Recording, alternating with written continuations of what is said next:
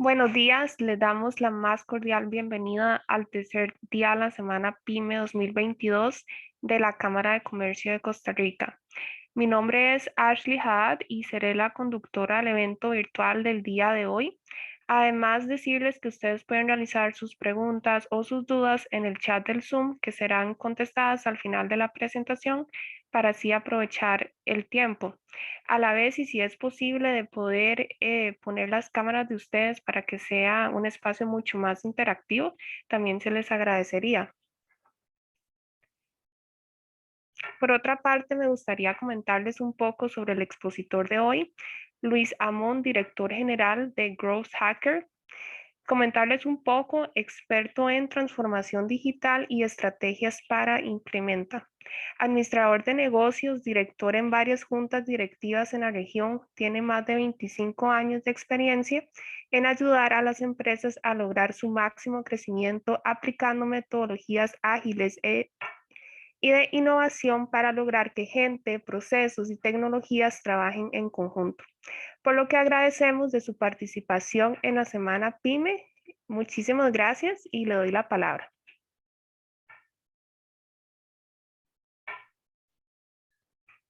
Muy buenos días a todos. Es un gusto estar aquí con ustedes y vamos a compartir un buen rato ahora para tratar de ayudarlos a caminar por todo este proceso de la transformación digital y a que le puedan sacar el máximo provecho. Ya estamos proyectando.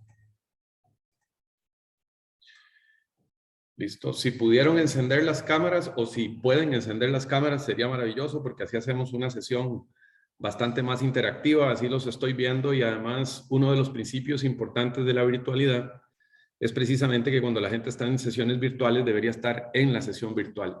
Esas personas que se paran a hablar delante de una cámara y empiezan a hablar pero resulta que no hay nadie del otro lado, es una sensación que no es tan placentera y que precisamente no agrega tanto valor. Pero bueno, arranquemos. Cuando empezamos a hablar de transformación digital y sobre todo enfocado en el tema de pymes, creo que es súper importante que tengamos a mano el concepto de qué es transformación digital, ¿verdad? Y entonces hay algunos conceptos básicos que todos deberíamos tener en la mano, ¿verdad? Que la transformación digital debería ser parte de la estrategia. Entonces vamos a hablar de estrategia. Las organizaciones deberían tener en su plan cómo van a transicionar hacia la transformación digital y eventualmente eso requiere el uso de tecnologías, metodologías, innovación, colaboración y sobre todo algo muy importante, ¿verdad? Decisiones basadas en información. Ahí entonces ya vamos a empezar a trabajar sobre algunos paradigmas importantes, ¿verdad? De que las decisiones, si bien es súper importante entender el mercado, conocer a los clientes, deberíamos tener data para poder tomar esas decisiones y de alguna manera contrastarlas para ver cuál es el resultado que tenemos de las mismas que estamos tomando. Creo que esto es importantísimo, ¿verdad? Y siempre empezar con un poco de buen humor, ¿verdad? Cuando entendemos que si no hubiera sido por el coronavirus, muchos de los procesos de transformación digital no se hubieran acelerado de la forma como se aceleraron, ¿verdad? No nos quedó más remedio. Lo que muchas organizaciones pensaban que no era posible, el teletrabajo, mandar a las personas a poder colaborar de manera virtual, fue algo que tuvieron que hacer a partir del 12 de marzo del 2020. Simplemente se cerró el mercado, se cerraron las posibilidades de trabajar de manera presencial y no nos quedó más remedio que efectivamente adaptarnos y tener que transicionar hacia la transformación digital. Como les dije, hay 5 conceptos importantes, ¿verdad? Precisamente por eso el tema se llama los 5 pilares, porque tenemos que aprender a armonizar estas 5 cosas, trabajarlas de manera lo más sincrónica posible para poder sacarles el máximo provecho. No podemos hablar de transformación digital si no tenemos una estrategia de transformación y cómo la vamos a ejecutar. Se requiere liderazgo. El tema de la transformación pasa por el liderazgo, ¿verdad? Si no tenemos líderes que están preparados, que entienden hacia dónde deberíamos movernos, difícilmente vamos a transicionar hacia un proceso de transformación, ni en nuestras empresas, ni en las instituciones públicas, ni en los países. Entonces, el tema del liderazgo es sumamente importante. A la par del liderazgo, tenemos que acordarnos que las organizaciones están compuestas por personas. Entonces, las habilidades que tiene la fuerza laboral es súper importante que las tengamos en cuenta, que hagamos un mapeo de dónde estamos hoy y que veamos a dónde necesitamos estar mañana y que trabajemos en esa brecha. Conforme vamos moviendo a los colaboradores para que vayan superando las brechas de conocimiento que tienen y vayan desarrollando mayores habilidades digitales, eso automáticamente va moviendo la cultura. Y por eso es que uno de los temas importantes cuando empezamos a hablar de transformación digital es que ya el viejo concepto de gestión de cambio en realidad es un concepto que no aplica, porque usted empieza a hacer gestión de cambio desde la planificación, desde el liderazgo, involucra a las personas, les da conocimiento. Cuando la gente sabe hacia dónde va, cuando se siente acompañada, cuando se puede equivocar y aprender de sus errores, la reacción al cambio básicamente es muchísimo más baja que cuando usted se está enfrentando a un proceso en donde lo único que tiene es incertidumbre y además se da cuenta que le faltan un montón de conocimientos para poder transicionar desde donde está hacia donde la organización se quiere mover. Y además, importantísimo, tener el enfoque del usuario por delante. No debería haber ninguna transformación que empecemos a hacer si no ponemos por delante la experiencia que le queremos dar a nuestros clientes y la experiencia que le queremos dar a nuestros colaboradores. No podemos hablar de una buena experiencia de clientes si nuestros colaboradores no tienen una experiencia placentera. Y por eso es que ambos conceptos se tienen que trabajar de la mano. Algo muy importante es siempre tener diferentes marcos de referencia. Si algo nos ha enseñado la pandemia es que la capacidad de adaptarse, la capacidad de resiliencia va de la mano con la capacidad de poder capacitarse, de poder aprender, ¿verdad? De cambiar algunos paradigmas en la educación donde muchísimas de estas cosas, si bien se pueden ir a aprender a una universidad y vamos a pasar por un largo proceso de aprendizaje para poder llevarlas a cabo, hoy existen muchísimas maneras de poder adquirir estos conocimientos, ponerlos en práctica, aprender haciendo y entonces eventualmente poder acelerar esos ciclos de transformación. Este es un libro muy interesante porque George Westerman es quien lidera todo el tema de estrategia de transformación digital desde el Instituto Tecnológico de Massachusetts, ¿verdad? Desde el MIT. Y precisamente en este libro de Leading Digital nos da un libro de jugadas muy interesante, ¿verdad? Porque precisamente nos ayuda a poder hacer evaluaciones de dónde estamos, a poder definir la visión y los llamados a la acción de hacia dónde nos queremos mover a la organización en diferentes escalas, ¿verdad? Para poder ir haciéndolo iterativo e incremental, poder definir los focos de inversión, a dónde vamos a invertir y cómo vamos a gobernar esas inversiones y además poder asegurarnos que la transformación es sostenible si le damos las habilidades, los incentivos y vamos monitoreando el proceso.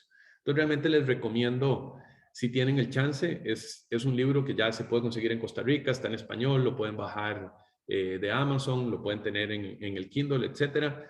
Y existen varios videos también, si buscan en YouTube. De hecho, esta charla viene con uno o varios de los videos de George Westerman, ¿verdad? Donde existen varios de los videos cortos de él en YouTube donde pueden empezar a ver cuál es el rol del líder en la transformación digital, cómo podemos mejorar la gobernanza, cómo podemos hacer un mejor control de las inversiones, etc.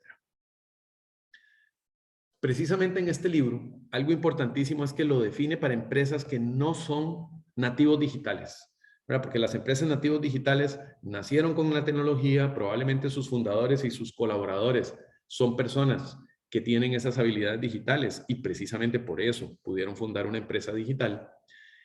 El fondo para poder hacer transformación digital es ver cuál es el ADN que tienen que tener las organizaciones, aunque no sean empresas nativos digitales. De hecho, en el libro se citan varios ejemplos de empresas que ni siquiera nacieron en la época digital, pero que han aprendido a poder apalancar su gente, sus procesos con la tecnología para poder hacer una mayor transformación. ¿Y cómo podemos medir si tenemos o no ese ADN y qué cosas tenemos que hacer? Entonces, lo ponemos en estos dos ejes.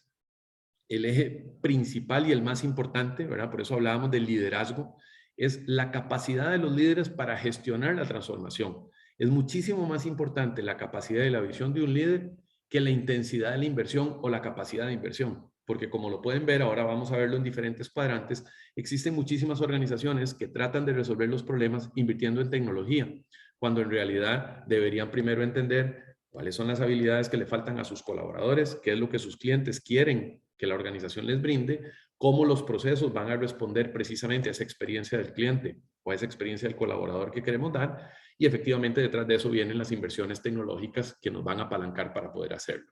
Entonces aquí vamos a estar trabajando en el cómo los líderes gestionan el cambio de la organización, ¿verdad? Para poder crear esas condiciones necesarias para que la transformación suceda, para que tenga un ritmo, para que sea iterativo e incremental. Y además también vamos a definir en el qué. ¿Qué invertir? ¿En qué tecnologías? ¿Cómo vamos a transformar la experiencia del cliente? ¿Cómo vamos a mejorar los procesos? Y eventualmente, ¿cómo vamos a producir nuevos modelos de negocio? Les hablaba precisamente de este cuadrante. Esta es una de las formas más fáciles para poder ubicarse a dónde estamos y a dónde quisiéramos movernos. Obviamente el objetivo de todas las organizaciones debería tratar de ser un Digital Master, ¿verdad? Pero para poder estar en ese cuadrante significa que tenemos una alta capacidad de liderazgo para gestionar la transformación y que también la intensidad de nuestras inversiones es muy importante. Eso significa que los Digital Masters son aquellos que tienen una visión integral y transformadora que incluye a toda la cadena de valor. Hay una excelencia en el gobierno entre los silos, o sea, dejamos de funcionar con departamentos que son aislados, que cada quien tiene su plan y que eventualmente no entienden la transversalidad de los procesos. Muchas de las iniciativas digitales que tienen en este momento ya están generando valor, ¿verdad? Y eso es súper importante, valor que se puede medir. Entonces ya empezamos a hablar de métricas. Lo que no se mide no se puede gestionar, y los proyectos de transformación deben nacer con las métricas desde el inicio. Puede ser que me equivoque definiendo algunas métricas cuando empezamos, pero definitivamente conforme vamos avanzando y nos vamos equivocando, vamos afinando mejor cuáles son las métricas que tenemos que medir y cuál es el impacto que eso está teniendo en el negocio.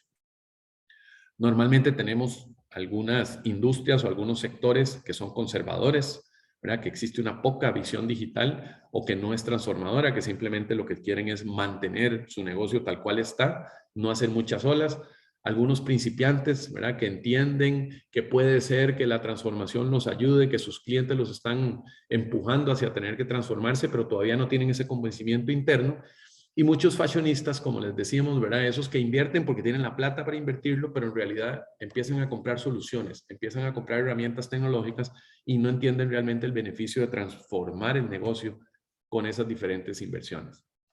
Si lo ven aquí, es muy interesante cómo vemos en los diferentes sectores cómo está la participación, ¿verdad? Entonces empezamos a ver en los diferentes sectores cuáles han tenido que transformarse porque efectivamente su negocio lo requiere, como las empresas de alta tecnología, pero también cómo la banca ha tenido que transformarse si quiere competir, sobre todo ahora que estamos hablando que muchísimos millennials y muchísimos centennials no entienden los servicios bancarios como muchísimos de nosotros los aprendimos a usar a pesar de que no estamos satisfechos. Yo todavía sigo siendo de los usuarios que no entiendo por qué me hacen ir al banco a hacer una transferencia o por qué me hacen ir a hacer un trámite que yo podría hacer de manera digital.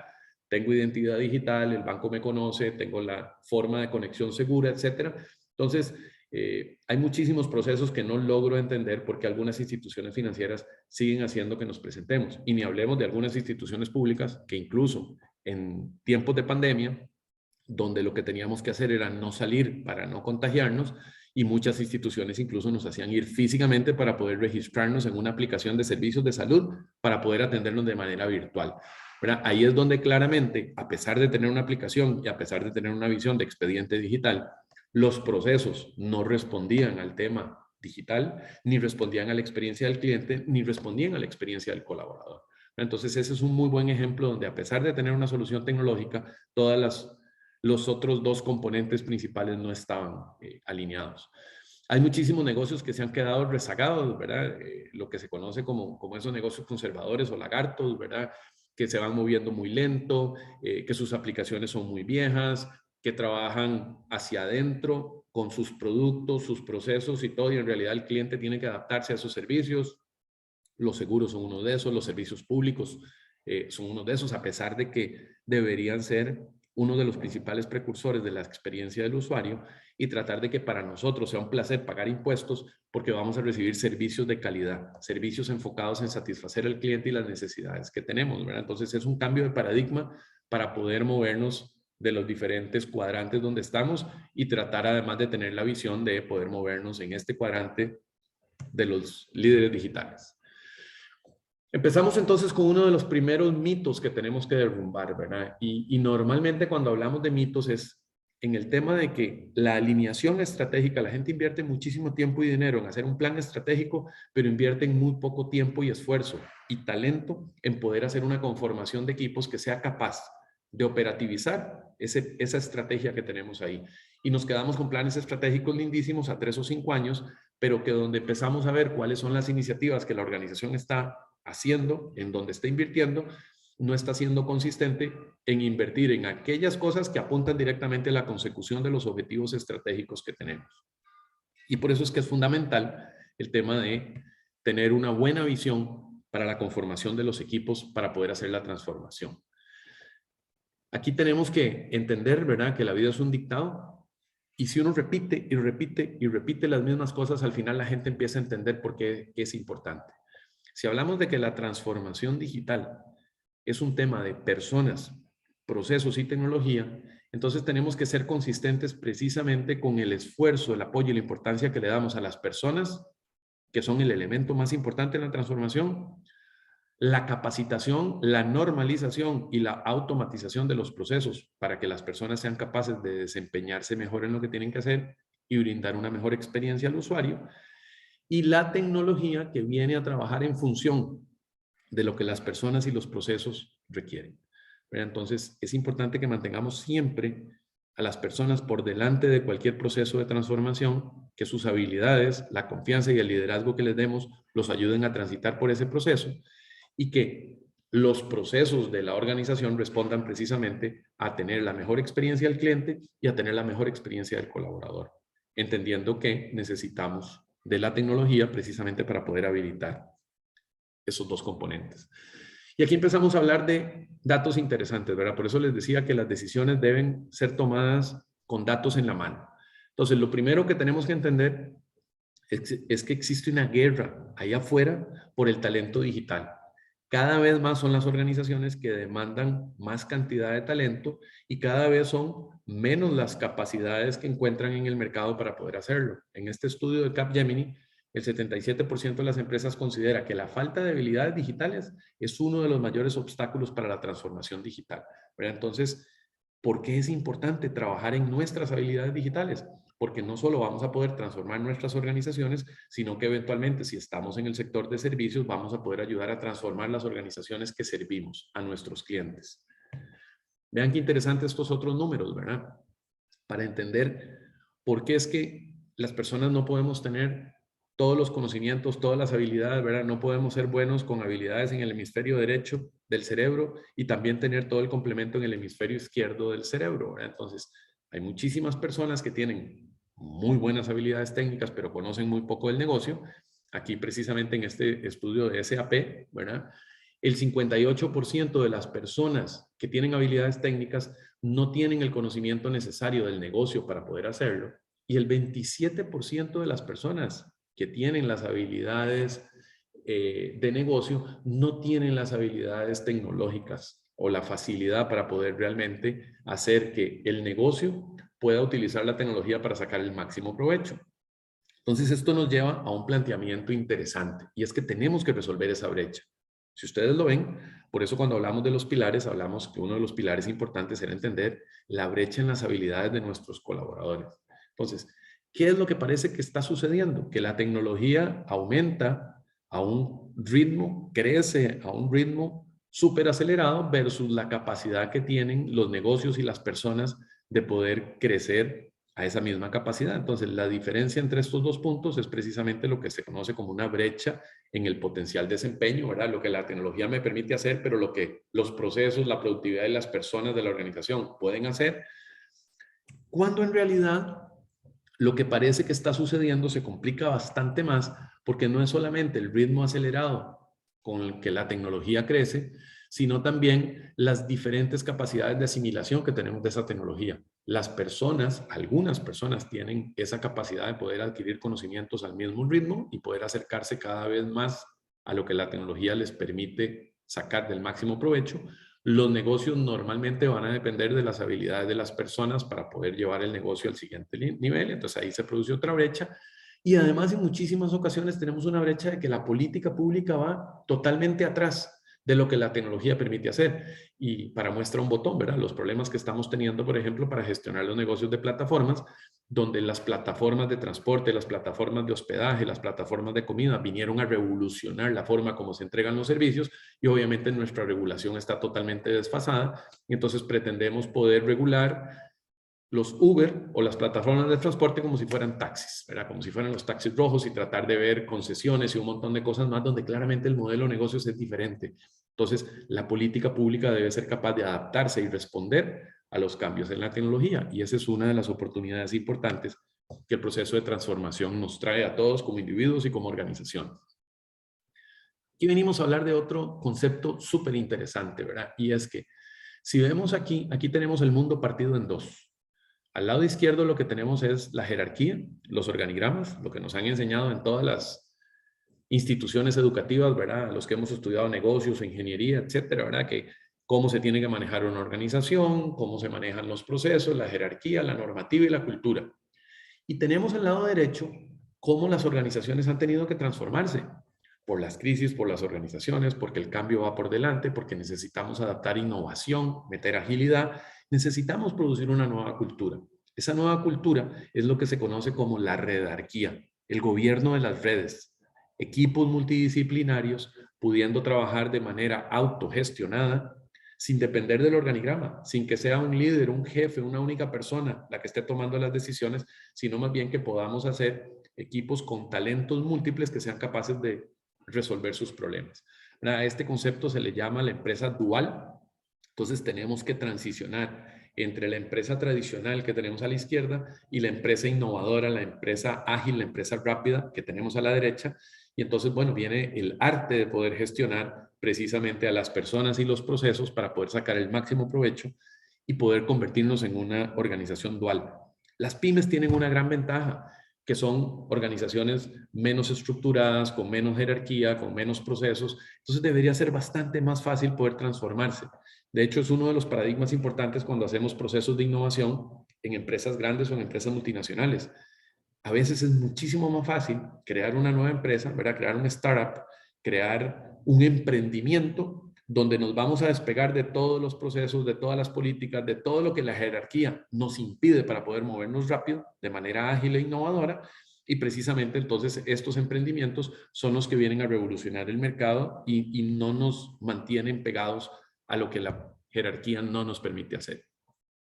Esta es otra forma de presentar el mismo concepto, ¿verdad? A mano izquierda tenemos el enfoque tradicional, a mano derecha tenemos el enfoque ágil, ¿verdad? El enfoque tradicional normalmente es de comando y control.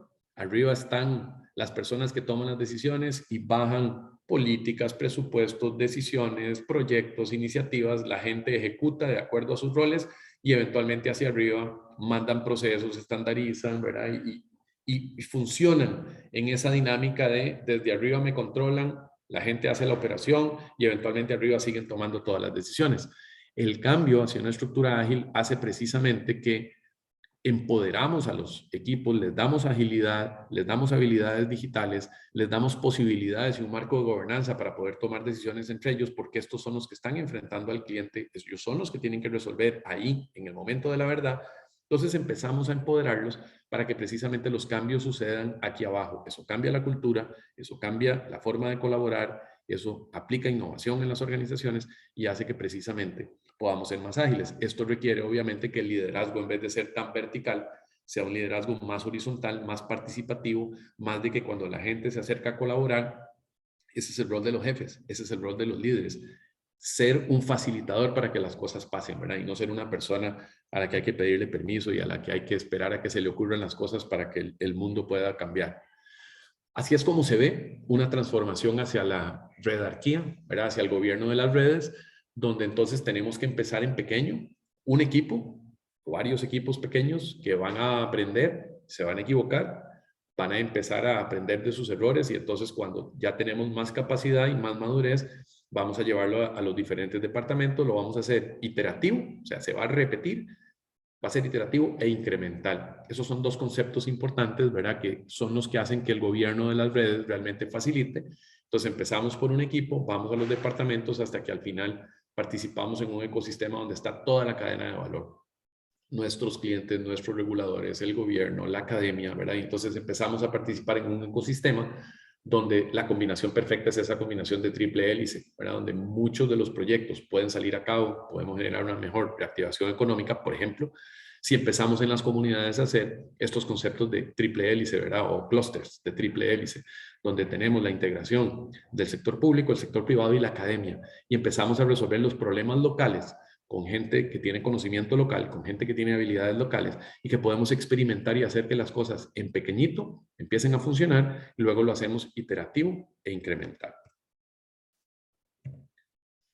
Así es como normalmente funciona en una organización, dependiendo del tamaño. Esto aplica igual a una pyme o a una organización muy grande, ¿verdad? Primero tenemos que hacer una convocatoria y selección de quienes van a participar del proceso de transformación, capacitarlos en metodologías ágiles y todo lo que tiene que ver con esa manera diferente de pensar, ¿verdad? Un acompañamiento, porque esto es aprender haciendo. Aquí empezamos ya a retar algunos paradigmas del sistema educativo tradicional, ¿verdad? Entonces ya no es un sistema educativo donde aprender de memoria y recitar lo que hay que hacer es importante.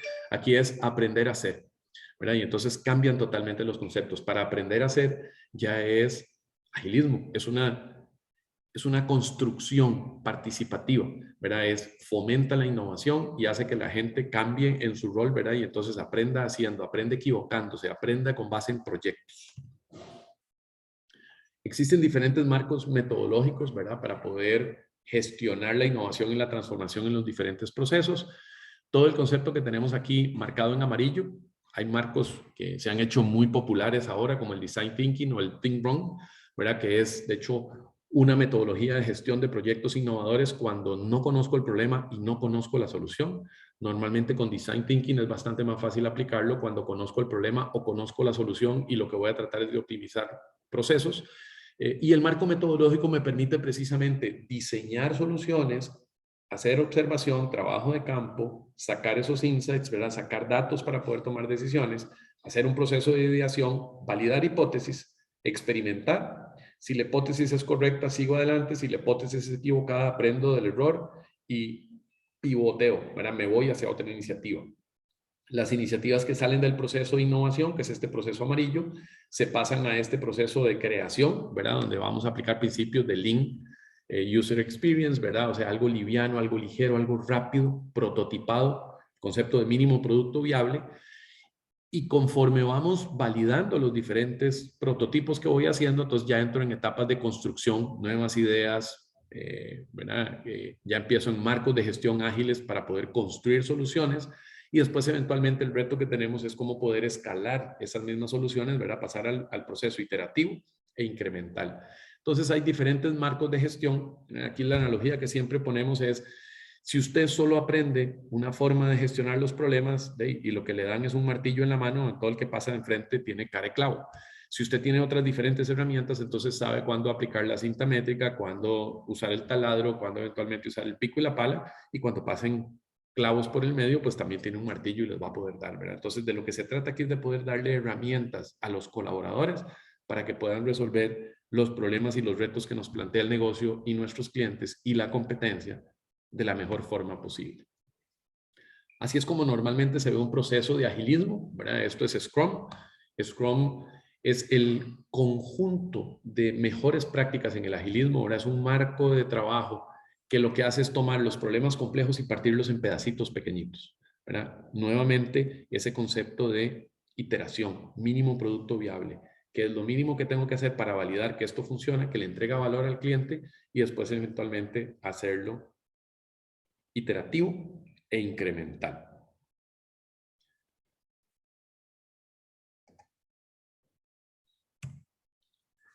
Algo que viene a retar también un poco nuestros conocimientos y nuestras capacitaciones es entender este nuevo concepto que se llama el concepto en forma de T. Las personas, los recursos humanos, ¿verdad? Ya sea que seamos una pyme unipersonal o que seamos una empresa muy grande o que vayamos en proceso de crecimiento, tenemos que entender que nosotros deberíamos tener en el techo de la T un conocimiento muy profundo de muchas cosas. Y si somos especialistas en algo, ese es el palo de la T, ¿verdad? Entonces, tratar de meter cuanta mayor cantidad de conocimiento pueda tener de muchas cosas ahí arriba, pero ser experto en lo que hago. Para este ejemplo que estamos aquí, si estamos hablando de alguien que hace mercadeo digital, ¿verdad? Que tiene que ser experto en todo el tema de SEO o de pay-per-click, ¿verdad? Y vamos a hacer campañas digitales. Esto le ayuda mucho cuando la persona tiene conocimientos amplios de estadística, de programación, conoce de los clientes, conoce de retail, conoce de la industria farmacéutica, etcétera. Tiene diferentes experiencias y esas experiencias las puede combinar con sus áreas de experticia. Entonces, poder trabajar en ser un recurso lo más posible es una de las cosas que nos garantiza que vamos a poder transicionar y tenemos las habilidades correctas para poder movernos en esta economía 4.0 y que podamos no solamente ser capaces de transicionar por nuestras habilidades, sino también de transicionar en diferentes negocios, en diferentes áreas y en diferentes tareas. ¿Qué dice el Foro Económico Mundial que deberíamos empezar a tener? ¿Verdad? Esto es muy importante porque hacia esto tenemos que enfocar nuestros esfuerzos de capacitación. Entonces, el Foro Económico Mundial normalmente siempre nos va diciendo en el 2020 qué deberíamos tener en el 2025, en el 2025 qué deberíamos tener para el 2030.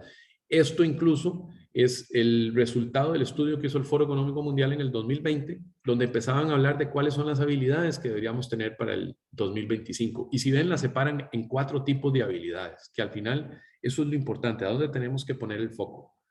Habilidades de solución de problemas. Ahí estamos hablando de pensamiento crítico, pensamiento lateral, conocer metodologías como Scrum, ¿verdad? El agilismo que permite tomar problemas complejos y partirlo en pedacitos pequeñitos.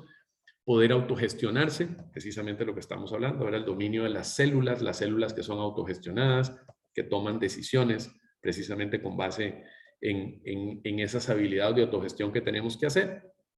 Trabajo colaborativo, lo veíamos cuando hablábamos de la empresa ambidestra, ¿verdad? Tener esa capacidad de poder gestionar las redes y poder gestionar la colaboración y además tener habilidades digitales, ¿verdad? El uso y el desarrollo de tecnologías. De las 10 habilidades que tenemos, si se ponen a ver, tenemos 1, 2, 3, 4, 5 que están totalmente enfocadas con el punto número 1, solución de problemas. En el tema de autogestión, aprendizaje activo y estrategias de aprendizaje, resiliencia, tolerancia y flexibilidad, ¿verdad? Aquí hay un concepto que se llama flexibilidad cognitiva. Es la capacidad que tenemos de olvidarnos de lo que sabíamos, de lo que entendíamos que era como cierto y que en este momento empezamos a tener algunos retos de que deberíamos pensar diferente. Hay un par de preguntas interesantes aquí en el chat y también vi que levantaron una mano. Entonces, este es un buen momento para asegurarnos de que todos estemos despiertos y poniendo atención y todo. Entonces, la persona que levantó la mano, la escuchamos atentamente. Perfecto. Voy a habilitarle el micrófono a doña Gabriela entonces para que ella pueda hablar. Listo. No, de seguro se equivocó. Pero si gusta, puedo leer las 2 preguntas que están en el chat. Perfecto, de hecho sí. Adelante. Sí. Una sería, según un estudio publicado por Microsoft, la mitad de las empresas en Costa Rica priorizan las habilidades digitales para el trabajo en remoto y de marketing digital, mientras que menos de 3 de cada 10 están enfocándose en habilidades de ciberseguridad o para la toma de decisiones basada en datos. ¿Cómo cree usted que deberían enfocar las pymes habilidades para mejorar su productividad y disminuir los riesgos? Interesantísimo la pregunta. Vean, cuando hablamos de habilidades digitales, tenemos que entender que el habilitador de todo el comercio digital es la ciberseguridad. Si no partimos desde el diseño de los servicios digitales, pensando desde el tema de seguridad de los datos, de seguridad de la infraestructura, lo único que estamos haciendo es abriendo una o varias puertas adicionales para ser vulnerables nosotros en la información de nuestros clientes. Entonces, efectivamente, deberíamos tener una estrategia donde se esté trabajando en cuáles son aquellas habilidades digitales que deberíamos tener, cómo priorizarlas de acuerdo a las necesidades que tenemos y las ventajas que tienen las pymes en este momento es precisamente, ¿verdad?, que al ser menos personas, al ser menos complicados, al hacer sus procesos más sencillos, debería ser bastante más fácil de que podamos trabajar en esas habilidades conforme el negocio las va requiriendo. Muchísimas gracias. La otra pregunta es, ¿existe alguna medición o estadísticas de resultados positivos o negativos de ese método tradicional a ese método ágil en las pymes, que es lo que uno más trata de realizar hoy en día? De hecho, estadística es lo que abunda y una de las razones por las cuales hasta el Project Management Institute, que es quien maneja todo el tema de gestión de proyectos, ya adoptó el agilismo dentro de sus marcos de gestión de proyectos, ¿verdad? Tenemos que entender que hay tres formas de gestionar proyectos. Eso estaba muy relacionado con el marco que les ponía aquí arriba, ¿verdad? Entonces, si son proyectos de innovación, tengo que poder aplicar metodologías de gestión para proyectos innovadores, donde las métricas que voy a tener y las habilidades que tengo que tener son diferentes a aquellas métricas que tengo para ya proyectos más estables, proyectos que incluso son muchísimo más fáciles de manejar en cascada, ¿verdad? O en metodologías tradicionales, pero además todos aquellos proyectos que se tienen que manejar de manera ágil porque responden a las necesidades cambiantes del mercado, del cliente, de la competencia, de las necesidades de nuestros colaboradores, ¿verdad? Entonces, normalmente las organizaciones se han ido moviendo hacia el agilismo precisamente por la capacidad de poder entregar flujos de valor en menores tiempos, que sean repetitivos, que se aprenda del error y que eventualmente eso me permita, ¿verdad?, poder tener mayor capacidad de pasar de los planes, de la estrategia a la ejecución. Entonces, sí, todos los puntos y todas las estadísticas y los datos que tenemos apuntan precisamente hacia los beneficios. De hecho, uno de los datos importantes que tiene SAFe, ¿verdad? SAFe es Scale Agile Framework, ¿verdad? Es cómo escalar la agilidad. Es que tiene un dato muy interesante y es que el 85% de los proyectos que se les aplica el marco de gestión SAFe son proyectos exitosos. Entonces solamente estamos hablando que hay un 15% de aquellos proyectos que no llegan a ser tan exitosos o que no cumplen con todos los objetivos que se plantearon desde el inicio. Porque una de las ventajas es que al hacerlo pequeño, y ahora lo vamos a ver aquí, entonces voy minimizando el riesgo, voy minimizando la posibilidad de equivocarme. De hecho, este es uno de los conceptos importantes por los cuales el agilismo cobra tanta importancia en los últimos años. Y el agilismo no es algo nuevo, ¿verdad? Es algo que tenemos que entender que el agilismo empezó con el fin del siglo. Nosotros estamos hablando de agilismo de finales de 1999, principios del 2000. O sea, ya estamos en el 2022. De hecho, hay 15 estudios anuales, ¿verdad? Que normalmente cuando uno empieza a implementar nuevos marcos de gestión, una vez al año hace una medición para saber cómo estamos. Bueno, en 22 años de agilismo tenemos 15 estudios del estado del agilismo. Y precisamente el último estudio se publicó el año pasado y habla precisamente de cuáles son los retos y las principales barreras para poder implementar el agilismo.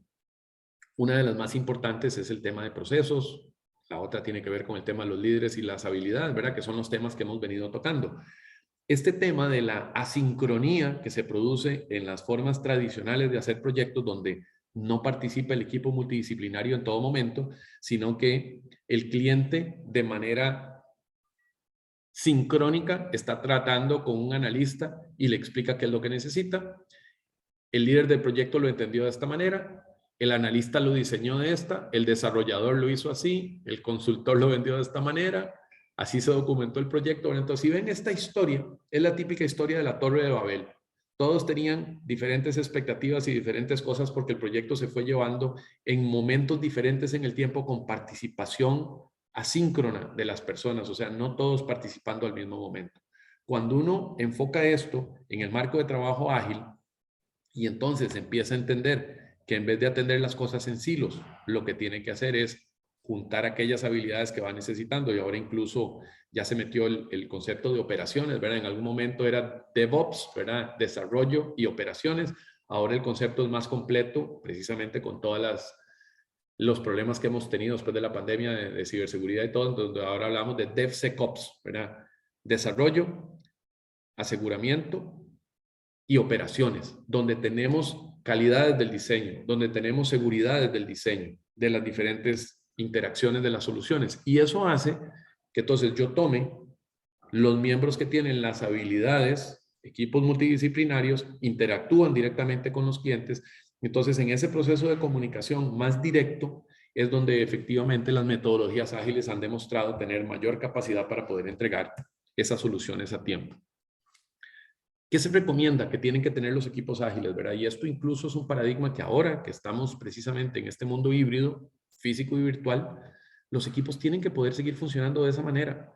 No podemos pretender que todo se siga desarrollando de manera virtual, ni que todo se siga desarrollando de manera física.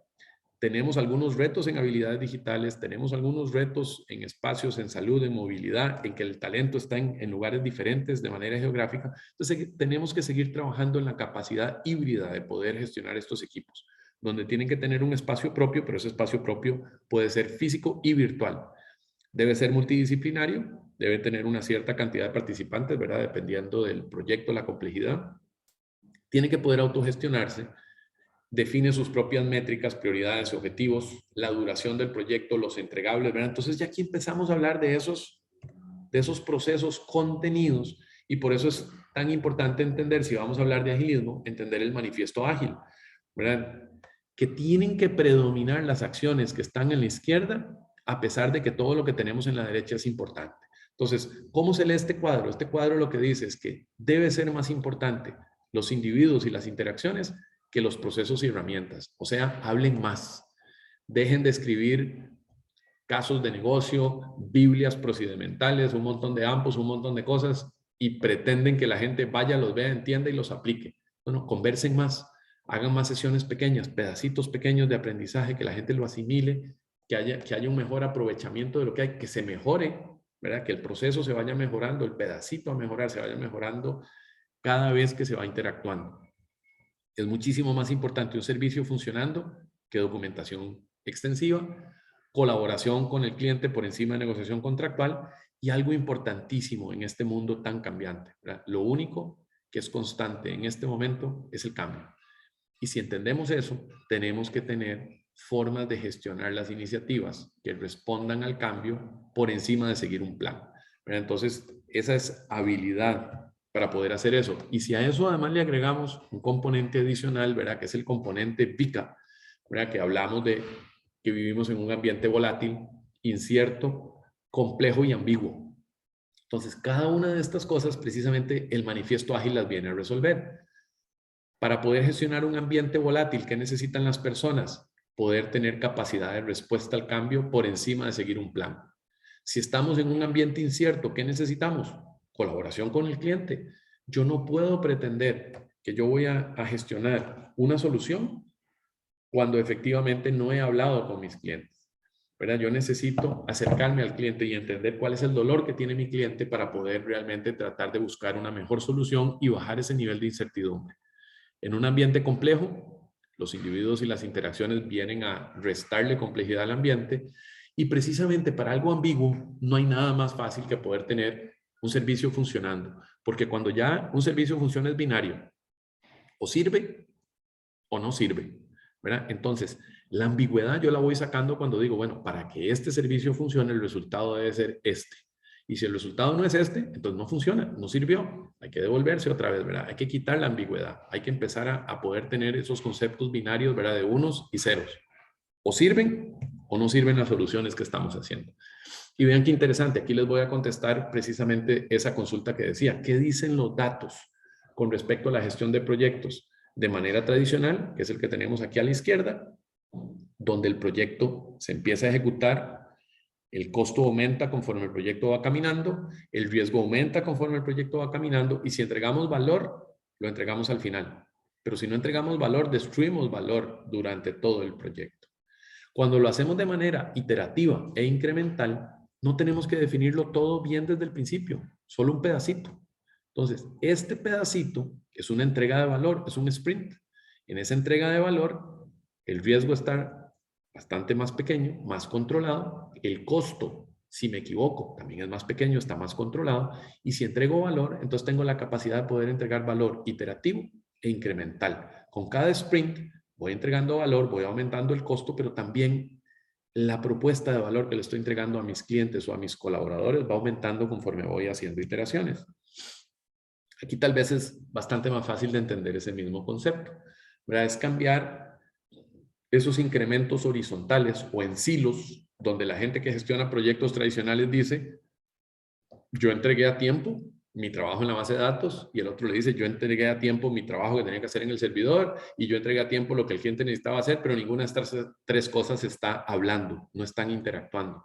Versus cuando yo tengo incrementos verticales, ¿verdad? Donde mi necesidad es una necesidad de transportarme del punto A al punto B, y eso precisamente va haciendo que yo pueda tener un mejor control del riesgo y un mejor control del costo, exactamente, tal cual lo está diciendo Genoveva ahí en el chat, ¿verdad? Porque entonces vea lo que pasa con el costo y con el riesgo. Voy dando incrementos de valor conforme voy creciendo.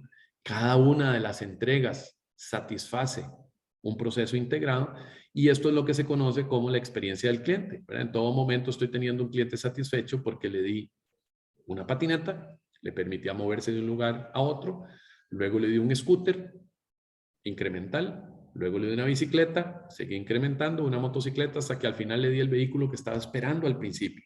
Pero si yo desde el principio le quiero dar el vehículo y hago esta serie de incrementos horizontales, vean qué está pasando con la experiencia del cliente. Vean que el cliente está frustrado. No es lo mismo darle una patineta para que usted se monte y se mueva de un lugar a otro que darle una llanta de las 4 que necesita el carro para moverse.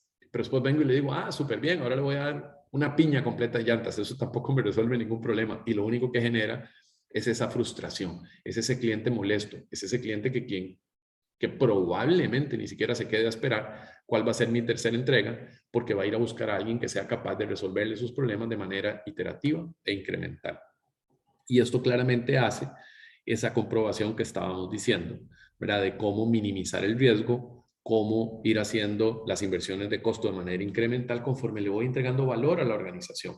Hay muchos proyectos que empiezan con la promesa de que vamos a entregar valor al final, pero pasan 6 meses, 8 meses, 12 meses y todavía no hemos entregado nada. Esos proyectos están condenados al fracaso, ¿verdad? Es mejor poder partirlo en pedacitos pequeñitos y decir, ok, en estas primeras 8 semanas esto es lo que voy a entregar, usted lo va asimilando, va aprendiendo a usarlo, en estas 8 semanas adicionales le voy a entregar ese otro valor, después le voy a hacer esto y a la vuelta de 12 meses le di varias entregas de valor. Normalmente yo parto el año en 4 trimestres y esos 4 trimestres, cada trimestre lo parto en 6 sprints de 2 semanas. ¿Verdad? Entonces, cuando yo soy capaz de poder hacer ciclos cortos de aprendizaje, eso es un sprint.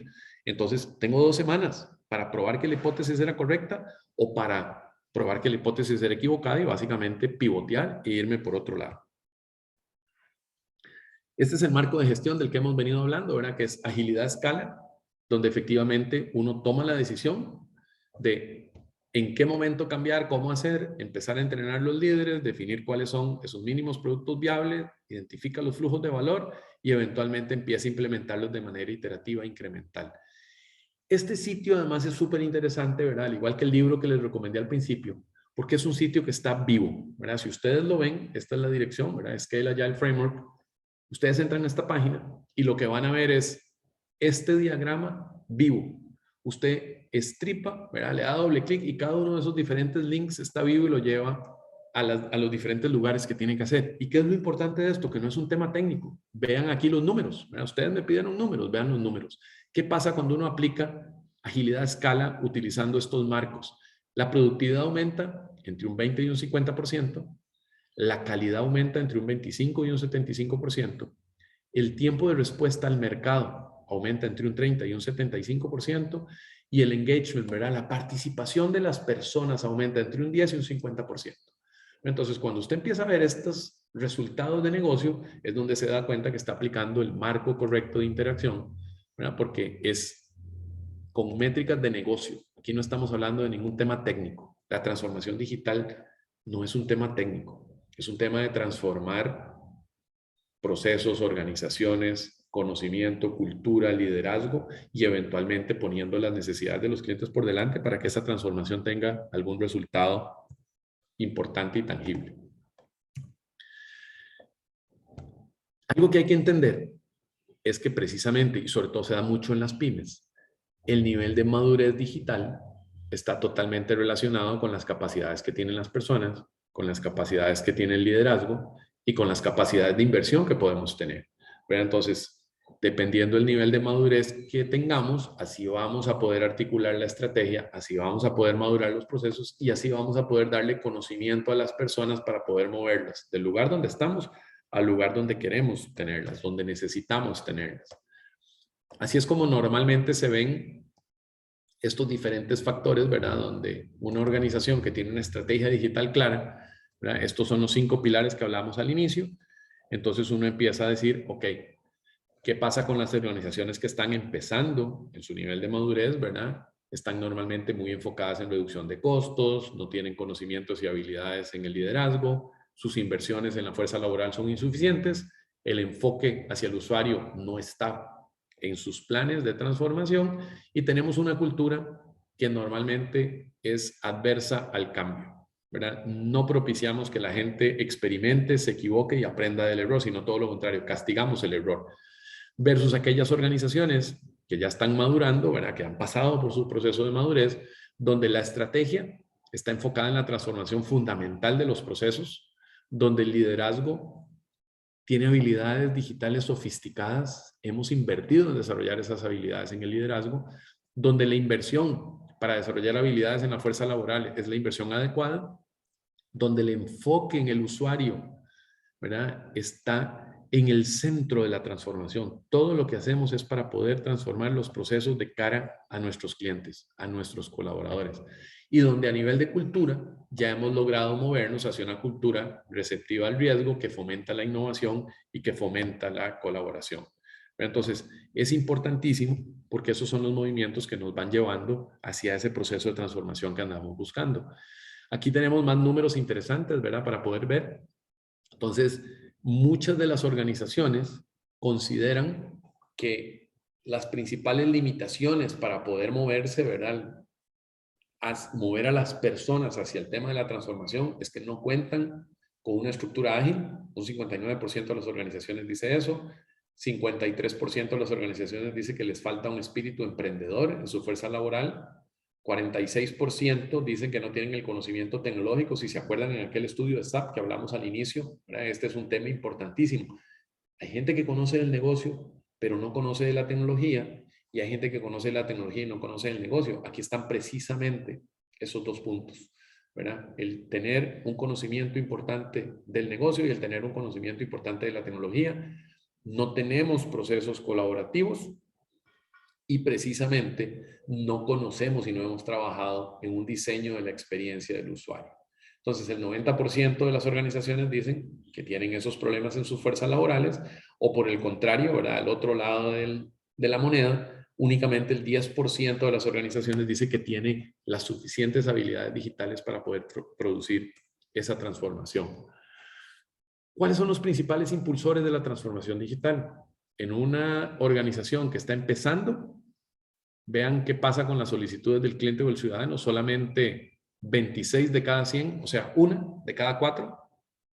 En aquellas organizaciones que están en desarrollo, 4 de cada 10, el 38% de las solicitudes que hacen los clientes o los ciudadanos son las que transforman los procesos. Pero vean qué interesante, en una organización que está madurando, 1 de cada 2 iniciativas tienen al cliente o al ciudadano por delante. Entonces ahí es donde empezamos a romper paradigmas, porque empezamos a entender cuál es la razón de ser, cuál es la motivación que tenemos que tener para poder transformarnos. Y es poder tener las solicitudes de nuestros clientes, de nuestros ciudadanos o de nuestros colaboradores en 1 de cada 2 iniciativas que hacemos. Vean qué interesante lo que pasa con la cultura del riesgo, ¿verdad? Precisamente en aquellas organizaciones que están apenas empezando hacia esa transformación digital, solamente el 10% está dispuesto a asumir riesgos versus aquellas organizaciones que ya están madurando, que están en ese proceso, donde la filosofía es falle pronto, falle rápido, falle barato. ¿Verdad? El 56% de las personas están dispuestas a equivocarse para poder aprender. Esto es precisamente lo que se produce con esos ciclos cortos de aprendizaje o con los sprints, ¿verdad? Si yo tengo en un trimestre 6 sprints, lo que estoy teniendo son 6 ciclos de aprendizaje, donde si fallo, fallo rápido, si fallo, fallo pronto, y si fallo, fallo barato. Entonces eso es súper importante.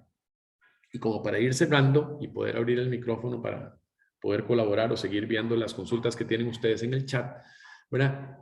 Estas son las 4 cosas que todos los líderes nos deberíamos estar preguntando. Y lo primero es, tenemos una estrategia digital clara y coherente que aborde los elementos claves de la transformación digital.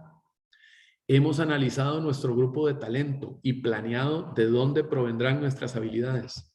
Hay muchísimas organizaciones que tienen necesidad de traer personas nuevas a la organización y no hacen la tarea de decir, si todos los colaboradores actuales están aquí y tienen todas estas brechas digitales, yo debería traer al nuevo colaborador que traiga estas habilidades, que venga a contaminar la organización con habilidades nuevas, con experiencia nueva, y entonces ahí empezamos a hacer ese cambio de cultura.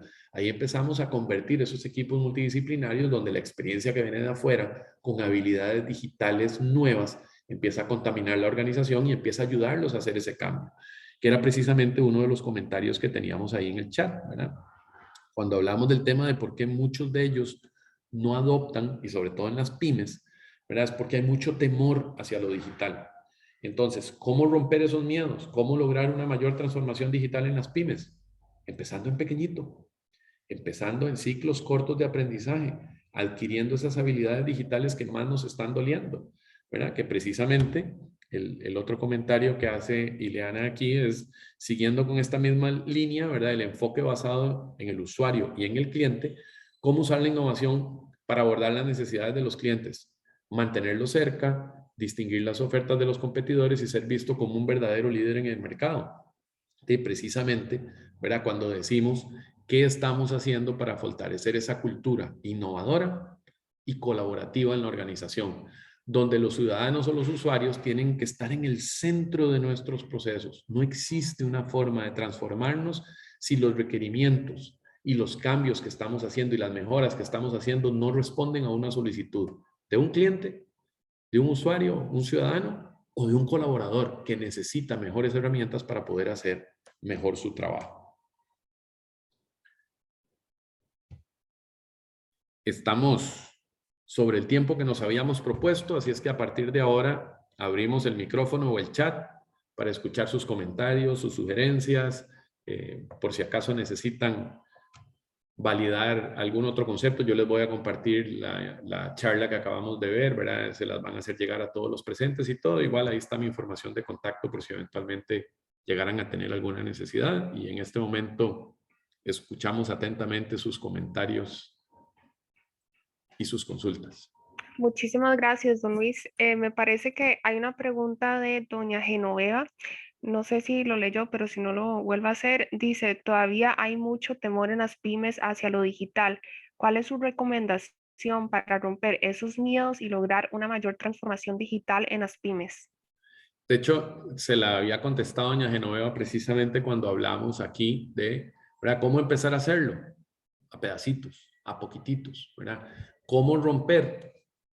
Abriéndonos a escuchar a nuestros clientes, ¿verdad? Las pymes, con mucho más razón, ¿verdad? Si de cada 4 iniciativas que usted tiene, solo una está resolviendo las necesidades de sus clientes o de sus colaboradores, debería abrirse más, debería escuchar más, debería ir a buscar más el mercado y todo para que ojalá una de cada 2 iniciativas esté respondiendo precisamente a lo que nuestros clientes quieren, a lo que nuestros colaboradores necesitan o a lo que los ciudadanos, ¿verdad? Si estamos proveyendo servicios públicos, están esperando de nosotros. Perfecto, muchísimas gracias. Entonces, nada más recordarle a los participantes que pueden realizar sus preguntas en el chat o también pueden levantar la mano y yo les puedo habilitar el micrófono. Por mientras, bueno, agradecerle por esta presentación, por este espacio de aprendizaje tan provechoso y estratégico para la gestión en relación con la transformación digital, que en términos de competitividad y productividad, hoy en día más que un valor agregado, llega a ser una necesidad que implementar y que efectuar. Y nada más, me parece que Liana tiene la mano levantada. Adelante, Ileana, te escuchamos atentamente. Buenos días, Luis, ¿cómo está? Muchísimas gracias. Como dijo Ashley, realmente este espacio es muy, muy valioso para la gran cantidad de empresas asociadas que tenemos, que en su mayoría son pymes. A mí me gustaría volver al tema de la ciberseguridad, porque a raíz de todo el tema del hackeo, muchas de las empresas asociadas a la Cámara manifestaron su preocupación, ¿verdad?, por todo lo que estaba pasando con Hacienda o con la Caja, pero a mí me gustaría si puedes reforzar un poco qué se puede hacer, sobre todo en términos de prevención, para que las pymes especialmente se blinden. Yo sé que dijiste algunos de los conceptos, los dijiste durante la charla, pero si pudiéramos hacer un poco de énfasis en eso, porque creo que sí es importante y sí constantemente nos están pidiendo capacitaciones y formación con respecto a esto, o por lo menos algunos tips que puedan tener las pymes en este tema de ciberseguridad. Eso sería. Muchas gracias. Con mucho gusto, Ileana. De hecho, les voy a compartir, además de la charla, un par de videos importantes que hemos sacado precisamente como iniciativas para poder responder ante el tema de hackeo. El principal es entender que la ciberseguridad es el habilitador del comercio digital. Entonces, todos sus canales digitales, cualquier servicio que vayamos a ver, tiene que partir de la premisa de que debería ser un servicio seguro para usted como organización, para sus clientes, ¿verdad? Si la información que eventualmente tengo en los servicios incluye datos de los clientes, tenemos que entender que efectivamente el activo más valioso que tiene la organización son los datos, y son los datos de sus clientes, y debemos guardarlos de manera muy celosa. ¿Qué se necesita? Entender del concepto de ciberseguridad, ¿verdad? Tener un plan básico. No necesitamos tener un plan o una estrategia de ciberseguridad como la que tenía Costa Rica, pero la tenía metida entre una gaveta, ¿verdad? Eso no produce nada. De hecho, desde el 2017 tenemos una estrategia de ciberseguridad que no había sido implementada, que no había sido socializada, que no se había puesto en pedacitos para poder hacer la iterativa incremental. Lo mismo sucede en las organizaciones. Si no tenemos nada, ¿verdad? Tenemos que entender el concepto, como lo explico yo en uno de los videos, ¿verdad? Que la defensa y la ciberseguridad es un concepto de defensa en profundidad. Entonces usted tiene que aplicar el mismo concepto de cuando usted construye su casa. Lo primero que necesita, básico, puertas y ventanas. No vivimos en el campo, donde antes incluso los ranchos no tenían puertas, no tenían ventanas. Entonces, puertas y ventanas. Si vive en un barrio más complicado, además, entonces una cerca. Si además hay activos más valiosos que proteger, entonces ojalá cerca eléctrica, ¿verdad? Si tiene la capacidad una caseta del guarda, si la caseta del guarda tiene la capacidad cámaras, respuesta armada, perros, ¿verdad? Entonces, el concepto de la ciberseguridad funciona exactamente igual. Usted tiene que definir de cuál es su puerta y su ventana, ¿verdad? La inocencia, que es el tema de la ingeniería social, ¿verdad? Las personas. A veces tenemos puertas y ventanas, pero no hemos preparado a los habitantes de la vivienda, ¿verdad? Que es lo mismo que a nuestros colaboradores, nuestros funcionarios, para que sean maliciosos, para que desconfíen. Entonces, si alguien toca la puerta y dice, abre, uno de mis hijos toca la puerta y le dice a la persona que viene ahí, mira, es que don Luis me dijo que me podía llevar el televisor. Ah, sí, claro, pase adelante, quiere que le ayude. Y lo ayuda, baja el televisor, se lo lleva, ¿verdad? No, qué raro, ¿no? Mi papá no me dijo nada, déjeme preguntarle. Primero, no le debería haber abierto la puerta. Segundo, ya cuando tiene la puerta abierta, ¿verdad? Y empieza a preguntar, ya probablemente también es muy tarde. Lo mismo sucede con nuestros colaboradores. Tenemos que hablarles del concepto, tenemos que enseñarles, ¿verdad? Cuáles son las cosas que tenemos que tener para poder protegernos de la forma más básica, y conforme tenemos más cosas que proteger, ir aplicando esos conceptos de defensa en profundidad.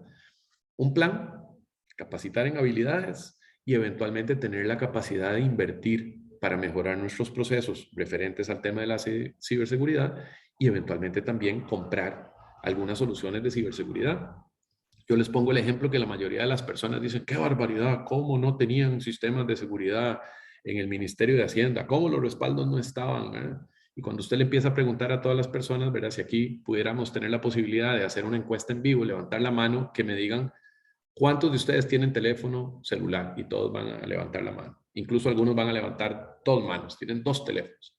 Y la siguiente pregunta es muy sencilla. ¿Cuántos de ustedes tienen un antivirus pagado para su teléfono celular? Porque algunos tienen un antivirus gratis, algunos ni siquiera sabían que tenían que tener un antivirus, que tenían que tener la posibilidad de proteger el contenido en sus teléfonos, porque de ahí les sacan la información de sus cuentas bancarias, de ahí les sacan los accesos a todos los otros sistemas a los cuales usted tiene acceso. Lo mismo sucede para su computadora de la casa, lo mismo sucede para su computadora de la universidad, y eso es precisamente lo que pasó con el hackeo.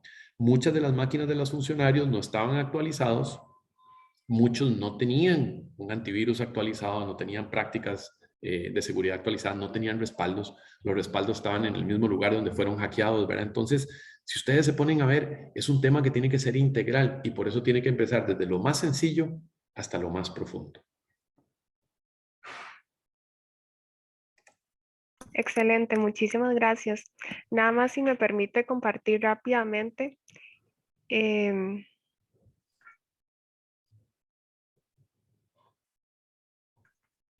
No sé si ahí se ve mi pantalla. La vemos y la vemos muy bien. Perfecto, muchísimas gracias. Bueno, agradecerles a cada uno de ustedes por la participación y nada más recordarles que hoy en la tarde a las 3 tendremos esta otra charla para que la puedan aprovechar también, que es sobre la autoadministración de redes sociales. Así que también nos esperamos para que puedan formar parte de este espacio. Esta era mi breve interrupción y ya volvemos con usted y no sé si le gustaría agregar unas últimas palabras para todos los que estamos conectados. No, básicamente te están pidiendo que si se les va a compartir la grabación, sé que la charla estaba grabada, no sé si les van a compartir la grabación, yo les voy a compartir la presentación y como les dije, les voy a pasar también un par de videos que hemos estado trabajando en el tema de ciberseguridad, ¿verdad? Las cosas básicas que se deberían saber para de poder darles realmente pues parte de los insumos que necesitan y que han estado pidiendo en la charla y estamos a sus órdenes, ¿verdad? Creo que la posibilidad que la Cámara de Comercio les habilita y les da la posibilidad de capacitarse, de interactuar, de hacer es súper valiosa. Síganla aprovechando. Precisamente es uno de los beneficios importantes que les da la Cámara y cada vez que interactúan y que tienen una posibilidad de aprendizaje como estas, van a estar en una mejor posición que cuando estaban antes de eso. Así es que síganlas aprovechando. Acuérdense que lo único que crece cuando se comparte es el conocimiento y nosotros pues estamos muy complacidos de compartir ese conocimiento con la Cámara de Comercio y con ustedes cuantas veces sea necesario. Muchísimas gracias y claro que sí, al final de esta semana vamos a estar compartiendo incluso los links de todas las charlas que se han estado presentando y también el material que nos está comentando don Luis, que sin duda alguna va a ser de gran provecho. Y agradecerle, también comparto el agradecimiento de todos los que lo están poniendo en el chat, fue un espacio bastante provechoso, como le he mencionado anteriormente, así que agradecerles y que tengan lindo día. Muchas gracias, cuídense mucho, que tengan muy buen día y espero verlos pronto.